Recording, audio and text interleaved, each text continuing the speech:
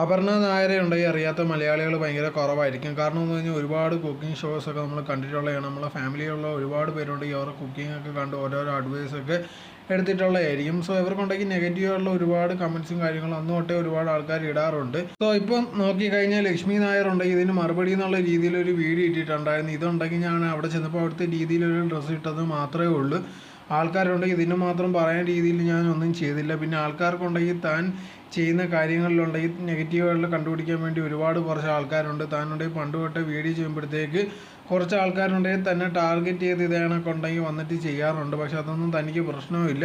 പിന്നെ കുറച്ച് പേര് സത്യസന്ധമായിട്ടുണ്ടെങ്കിൽ എനിക്കെന്തെങ്കിലും തെറ്റ് പറ്റിയാലോ അല്ലെങ്കിൽ എന്തെങ്കിലും മിസ്റ്റേക്ക് കാണിച്ചാലോ അത് തുറന്ന് പറയുന്നവരുണ്ട്. അങ്ങനത്തെ ഉള്ള ഓരോരോ കാര്യങ്ങൾ എടുത്ത് കാണിക്കുന്നവരെ തനിക്ക് ഇഷ്ടമാണ്. അതല്ലാതെ കുറച്ച് പേരുണ്ട് എപ്പോൾ നോക്കിയാലും താൻ ഇടുന്ന ഡ്രസ്സിനും അല്ലെങ്കിൽ വേറെ ഓരോ കാര്യങ്ങൾക്ക് വന്ന് ഇതേണൊക്കെ നെഗറ്റീവുള്ള കാര്യങ്ങൾ പറയാറുണ്ട്. ഈ ഡ്രസ്സിങ് എന്നൊക്കെ പറഞ്ഞാൽ എൻ്റെ റൈറ്റ്സാണ്. എനിക്ക് ഇഷ്ടമുള്ള ചോയ്സുള്ള ഡ്രസ്സ് എനിക്ക് ഇടാവുന്നതാണ്. ബാക്കിയുള്ളവരുണ്ടെങ്കിൽ അതിനകത്ത് അഭിപ്രായമൊന്നും പറയേണ്ടെന്നുള്ള രീതിയിലായിരുന്നു ലക്ഷ്മി നായർ പറഞ്ഞിട്ടുണ്ടായിരുന്നത്.